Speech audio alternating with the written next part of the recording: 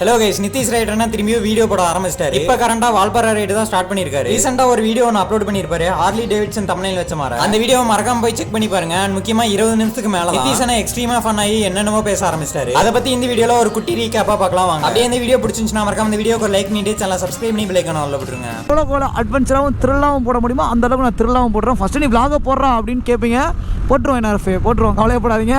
இப்படி தான் சொல்கிறேன், மயிறு ஒத்த விளாகவும் போட மாட்டேன், ஒரு மயிறு போட மாட்டேன் அப்படின்னு சொல்லிட்டு நிறைய பேர் என்ன வந்து மனசுக்குள்ளே திட்டிருக்காங்க.